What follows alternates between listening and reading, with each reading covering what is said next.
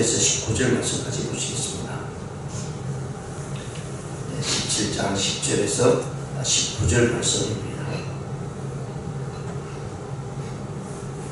역대하 17장 10절에서 19절 말씀 우리 함께 보시겠습니다. 시작. 여호와께서 유다 사방의 모든 나라에 두려움을 주사 여호사밧과 싸우지 못하게 하시니 블레셋 사람 중에서는 여호사밧에게 예물을 드리며 은으로 조공을 바쳤고 아라비아 사람들도 짐승 떼고 순양 7,700마리와 연소 7,700마리를 드렸더라. 여호사밧이 점점 강대하여 유다의 견고한 요새와 국고성을 건축하고 유다 여러 성에 공사를 많이 하고 또 예루살렘에 크게 혁명스러운 군사를 두었으니 군사의 수요가 그들의 족속대로 이러하니라. 유다에 속한 천부장 중에는 아드나가 으뜸이 되어 그 큰 용사 30만 명을 거느렸고 그 다음 지휘관 여호하나니 28만 명을 거느렸고 그 다음 시그리의 아들 아마시야니 그는 자기를 여호와께 절거히 드리는 자라 큰 용사 28만 명을 거느렸고 베냐민에 속한 자 중에 큰 용사 엘리아다는 활과 방패를 잡은 자 20만 명을 거느렸고 그 다음은 여호사밧이라 싸움을 준비한 자 18만 명을 거느렸으니 이는 다 왕을 모시는 자요 이 외에 또 온 유다와 견고한 성읍들의 왕이 군사를 두었더라. 아멘. 오늘 이 본 말씀을 통해서 여호사밧의 번영이라는 제목으로 말씀을 생각해보면 시작하겠습니다. 오늘 본 말씀은 정말 하나님께서요 여호사밧 남쪽 유다에게 엄청난 은혜를 주시고 또 나를 강건하게 해주시는 그런 내용으로 나타내주고 있습니다.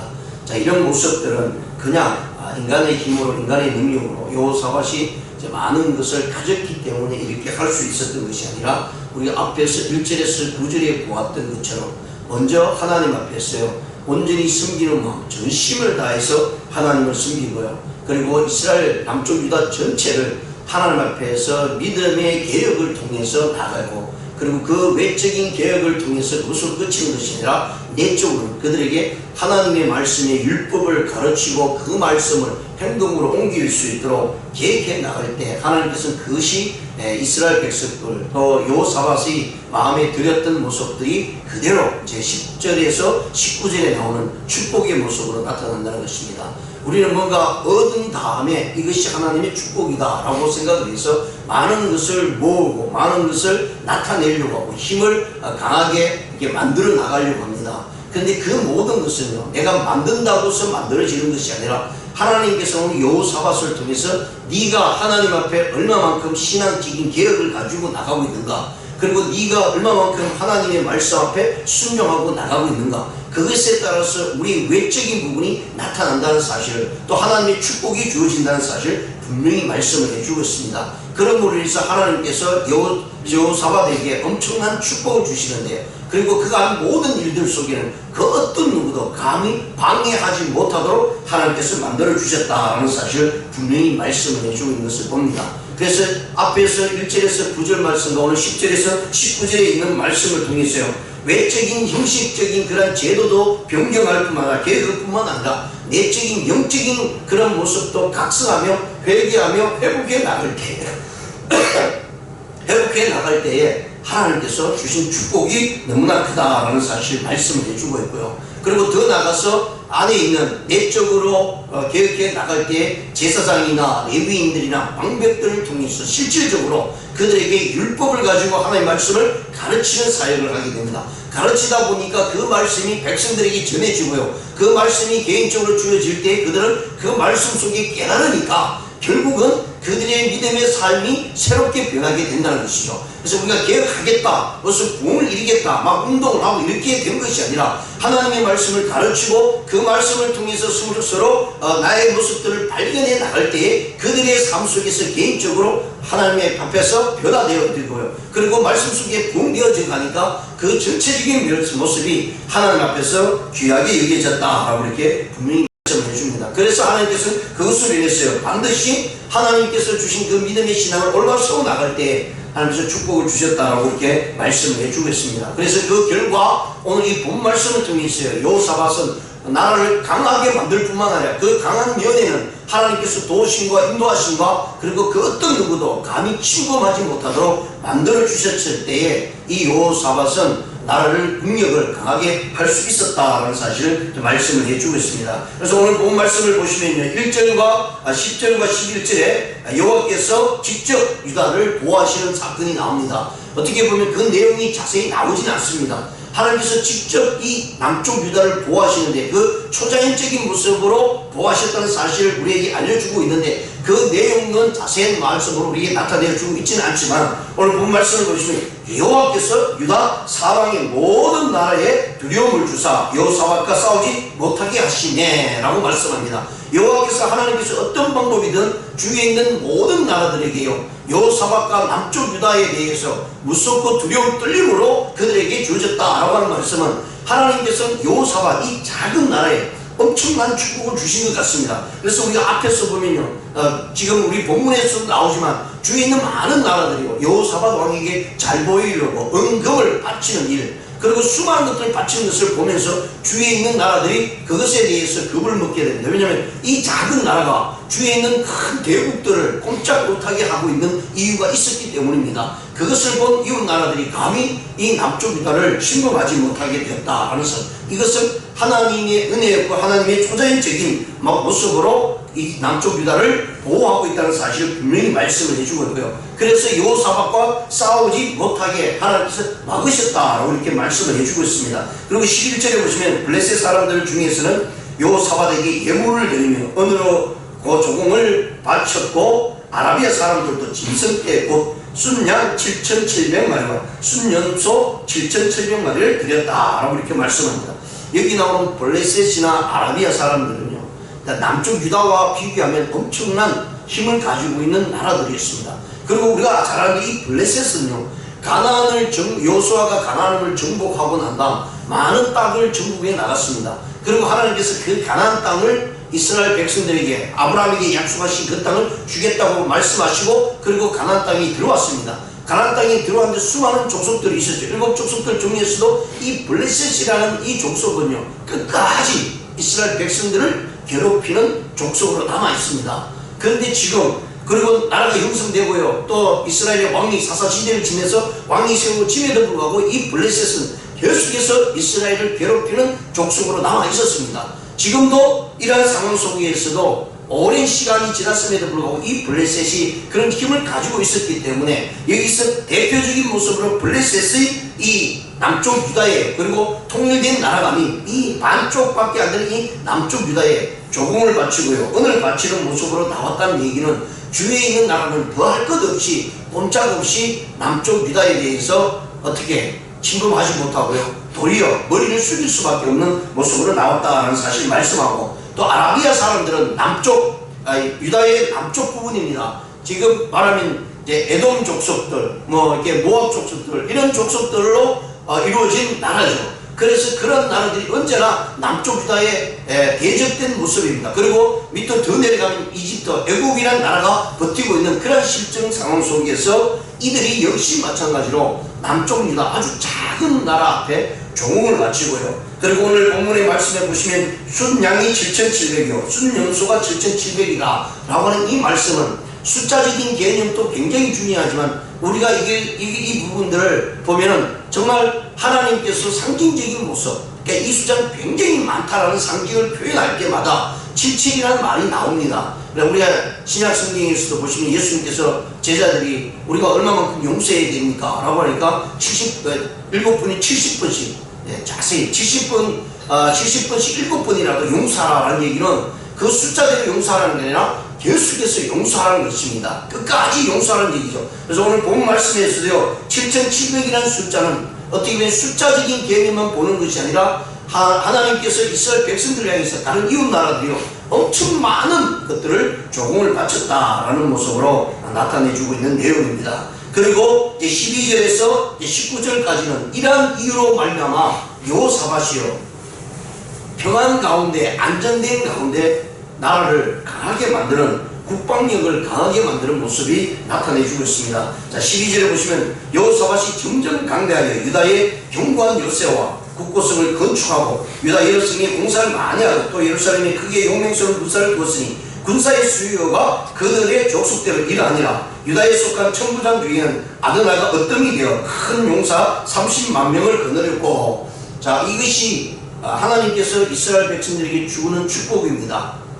예, 이 부분은 어떻게 보면 이건 사람이 나라가 국력이 강해지면 어떤 누구든지 당할 수 있지 않느냐 라고 이렇게 생각할 수도 있습니다.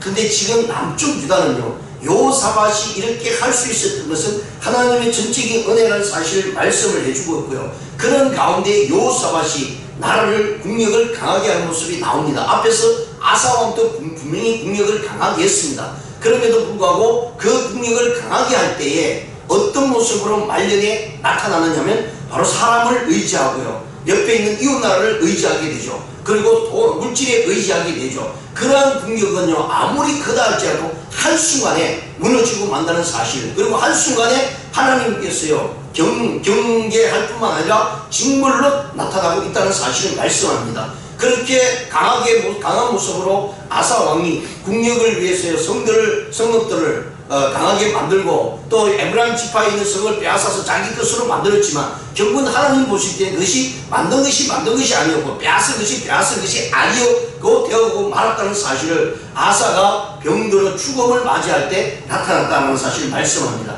이런 상황 속에서 이 여호사밧은 아버지 아사 왕이 해놓았던 것, 그런데 말년에 가서 이제 이스라엘 백성들이 하나님을 온전히 섬기지 못하고 우상을 섬기는 방향으로 틈될 때에 여호사밧이 이 일들을 감당하면서요 이제 다시 한번 하나님 앞에서 온전히 나가기 위해서 국력을 강하게 만듭니다. 그리고 그 국력을 강하게 만들 때 아사 왕 당시에는 군인들이 58만 명이었습니다. 그리고 오늘 본 말씀에서요 여기 보시면 30만 명, 그다음에 28만 명, 그다음에 20만 명, 20만 명, 그리고 또 18만 명. 이 숫자를 계산해 보면 116만 명입니다.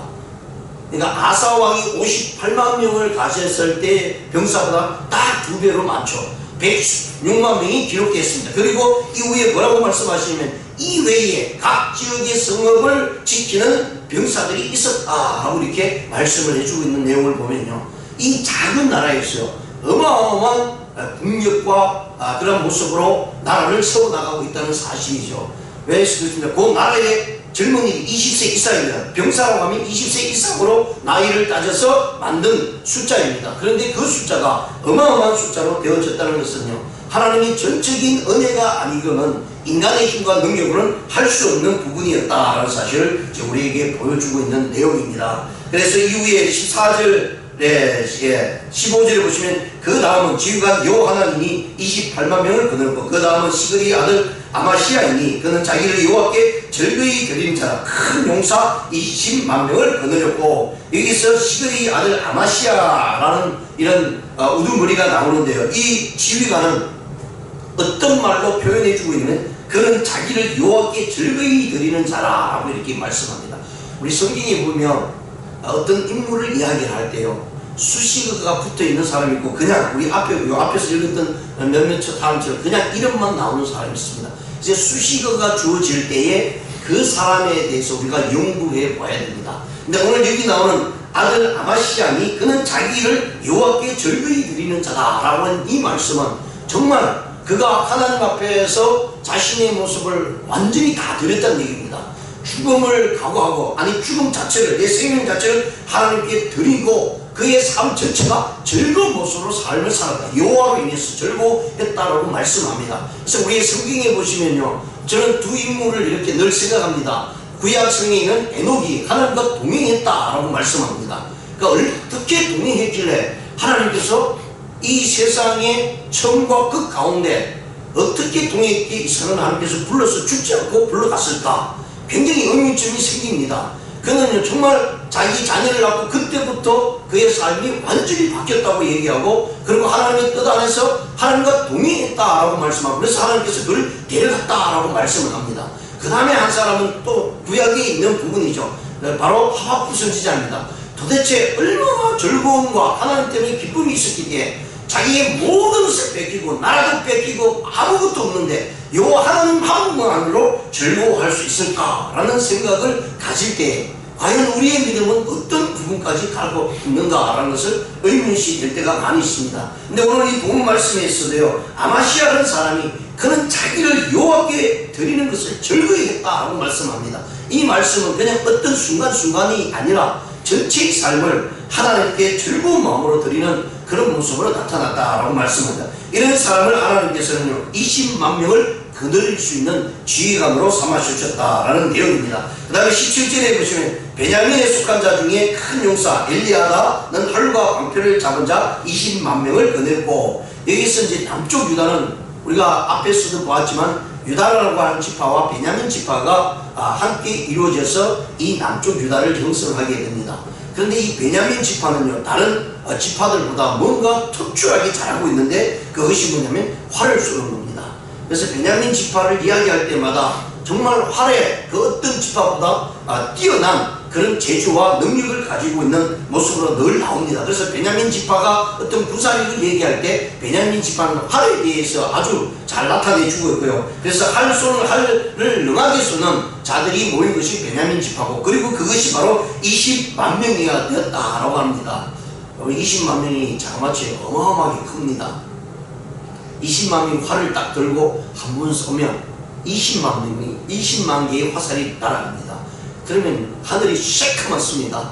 그 떨어지는 그 화살에 맞아 안 죽을 사람이 어디에 있겠습니까? 이만큼 하나님께서 또 베냐민 지파에게 주신 능력이요, 하나님 여호와를 섬기고 여호사밧이 이스라엘 남쪽 유다의 이스라엘 백성들이 함께 나아갈 때에 이만큼 국력을 강하게 해주셨다라고 이렇게 말씀을 해주고 있고요. 그 다음은 여호사밧이라 싸움을 준비한 자 18만 명을 거느렸으니 이는 다 왕을 모시는 자요, 이 외에 또 온 유다 견고한 성읍들의 왕이 군사를 두었더라 라고 이렇게 말씀을 해주고 있습니다.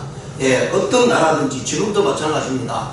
현대 시대에도요, 그 나라의 국력을 이야기할 때 빠질 수 없는 것이 국방력입니다. 국방력이 강하면 그 어떤 나라도 감히 함부로 할 수가 없습니다. 그래서 국방력을 강하게 해야만 그 이웃이 그 나라를 쳐들어갈 수 없고요, 국방력이 강할 때 나라를 지킬 수가 있고 평화를 누릴 수가 있습니다. 그래서 하나님께서 여호사밧을 통해서 가장 먼저 그들에게 주신 축복은요, 국방력이었습니다. 국방력이 강할 때에 이웃 나라에 아무리 강대한 국가가 있다 할지라도 함부로 남쪽 유다를 침범하지 못하게 됩니다. 그리고 그 침범하지 못하게 되는 이유로 인해서 나타나는 현상은요, 하나님을 온전히 섬길 수 있다는 거예요. 왜냐하면 이웃 나라가 쳐들어오고 전쟁이 일어나면요, 반드시 이방 종교가 안으로 들어오기 때문입니다. 나라가 망하면, 믿음을 갖고 있는 하나님의 백성들이 있는 그 나라가 망하면요, 제일 먼저 가장 먼저 타격을 받는 것이 그리스도인이고 하나님을 믿는 자들입니다. 그래서 하나님은요, 언제나 기도하는 사람을 통해서요, 그 사회와 그 나라를 튼튼하게 만들려고 나갑니다. 왜요? 그 기도와 능력을 통해서 하나님께서 우리 주위를 강하게 만들어 주시고, 그래서 감히 사단 마귀가 또 잘못된 것들이 우리를 쳐들어오지 못하도록 막아주신다는 사실을 분명히 말씀을 해주고 있기 때문입니다. 자, 그렇다면 오늘 이 본문을 통해서 한번 두 가지로 이렇게 우리가 깨달을 수가 있는데요. 첫 번째는 무엇이냐면 세계 국제 정세를 주관하시는 분은 오직 여호와 한 분뿐이라는 사실을 말씀합니다. 예, 이웃 나라들을 막으시고 이웃 나라들에게 감히 침범하지 못하도록 그들에게 두려움을 주시는 이는 여호와 하나님이라는 사실이에요. 내가 힘이 있어서 능력이 있어서 다른 사람들에게 두려움을 주고 웃음을 주는 것이 아니라, 우리 그리스도인은 내가 아무리 연약하고 나의 모습이 가진 것이 없다 할지라도 믿음의 영적인 부분이 강하게 되면 결코 세상 사람들 앞에 우리가 주눅이 되지 않습니다. 왜 우리가 주눅이 드냐면, 왜 우리가 나약한 모습으로 이렇게 쓰러지고 낙심하느냐면, 영적인 우리의 신앙, 우리의 심령의 모습이 강하지 못하게 되니까 결국은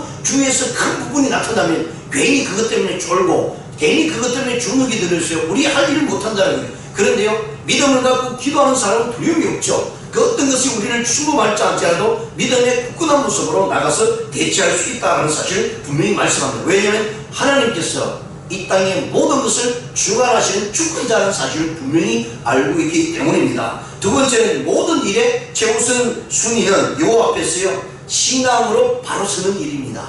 믿음의 신앙으로 바로 서면 하나님께서 나머지는 갚아주십니다. 근데 우리는 자꾸 불안해요. 열심히 기도하는데 왜 내 삶이 이렇게 힘들까?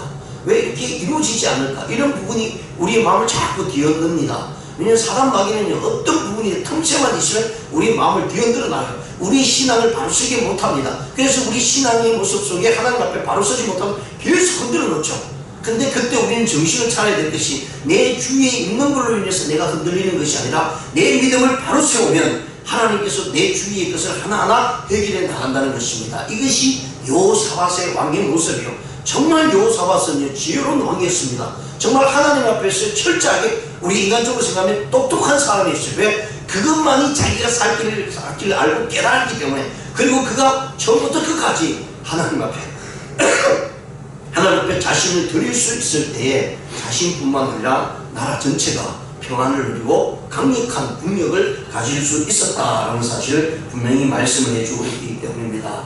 사랑하는 성도 여러분, 어떤 급한 일들이 우리 이야기에 닥친다 할지라도 그것을 잠시 뒤로 미루시고 먼저 하나님 앞에서요 우리 신앙을 점검해 봅시다. 때로는 세상 사람들은 참 어리석다 라고 이야기할 수도 있습니다. 그러나 우리에게 있어는 그것이 먼저 우선순위 될 때에 내가 생각지도 못했던 엄청난 일들이 우리 주위에서 하나님께서 역사하신다는 사실을 깨달으시면서요, 오늘 하루도 주님께 맡기면서요 주님으로 인해서 즐거워 기뻐하는 우리 모두가 되시기를 주님의 이름으로 축원드립니다. 기도드리시겠습니다. 하나님 아버지 감사합니다. 때로는